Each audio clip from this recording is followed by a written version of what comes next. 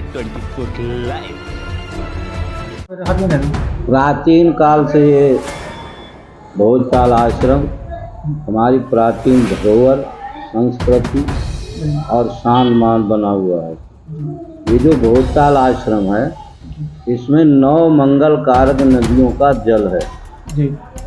जब हमारे बाबा भगवतगिरी प्राचीन काल में उन्होंने जब ये तालाब खुदवाया था, तो 9 मंगल कारक नदियों का जल इसमें डाला गया। तो 9 मंगल कारक नदियों का जल अमृत के समान, इसलिए प्राचीन काल से ये भोजताल आश्रम पर दशहरा लगता आया है। अब इस आश्रम का इतिहास बहुत प्राचीन है। बाबा भगवतगिरी झाड़ी वाले, जिसका ये धूना है, सामने पटिया लिखी हुई बाबा धूना, ये वास्तव में बहुत सिद्ध द्वार है। बाबा भगवतगिरी की समाधि पीछे है। जो ये बाबा भगवतगिरी उस पे यानी हाथी पे सवारी करते। तो प्राचीन काल में जब इन्होंने अपना शरीर छोड़ा था, तो हाथी की अंबारी पर बैठकर शरीर छोड़ा, जिन्होंने ये तालाब बनवाया। जैसा कि मैं देख पा रहा हूँ, बाहर ताल है जिसमें काफ़ी बड़ी संख्या में लोग नहा रहे हैं। इसका क्या महत्व और इसकी स्थापना कब हुई थी? लगभग कितने साल हो चुके होंगे इस तालाब को? ये करीब 1778 वर्ष जी। तो उनकी समाधि लगे हुए हो गए, जिन्होंने ये तालाब बनवाया। 9 मंगल कारक नदियों का जल जिन्होंने छोड़ा था, उनकी समाधि लगने का इतिहास है कि उनकी समाधि लगे हुए 1768 वर्ष हो गई। 1778 वर्ष उनकी समाधि लगे हुए। लगभग मान के चलें ये करीब 2000 साल पुराना, इससे और अधिक होगा? हाँ, इससे अधिक ही हो सकता है, 2000 वर्ष। जैसा कि देख पा रहा हूँ, यहाँ सैकड़ों की संख्या में, हजारों की संख्या में लोग यहाँ मौजूद हैं और नहा रहे हैं।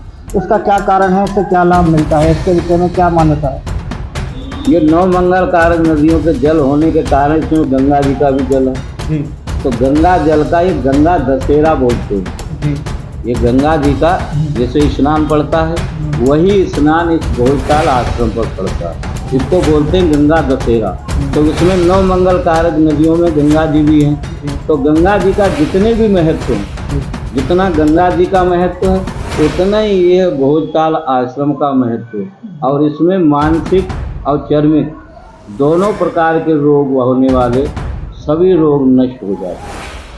यानी कि मानसिक और चर्म रोग जितने भी होते हैं वो सारे खत्म हो जाते हैं।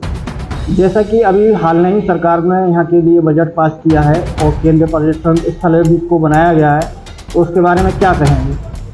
ये अभी भी आगे भी सरकार ने पैसा दिया ही है और सरकार का पूरा सहयोग है। सरकार का कार्य प्रारंभ हो गया है। ये सरकार से हमको करीब 1 करोड़ 22 लाख रुपया मिला है। उसका कार्य प्रारंभ हो गया है। ये रामलीला मैदान होगा। दशहरा का यहाँ बहुत बड़ा मेला लगता है। जैसे ये देव दशहरा का लगता है, ऐसे ही कुंवार दशहरा का महत्व है। कुंवार दशहरा पर भी मेला लगता है। वहाँ इस राम जो बनना है, रामलीला मंच, इस पर मंचन होगा। 16 दिन रामलीला होगी और फिर रावण दहन होगा। 8 गांवों में राम बारात निकलेगी। उसकी ये तैयारी करेगी। आश्रम की बात करें तो इसका क्षेत्रफल कितना होगा लगभग आश्रम का? इसका वैसे तो पुराने प्राचीन कागजों में करीब 84 बीघा है। वर्तमान में क्या है? वर्तमान में 68.5 बीघा जमीन, 68.5 बीघा जमीन में आश्रम का क्षेत्र आश्रम बना हुआ। धन्यवाद।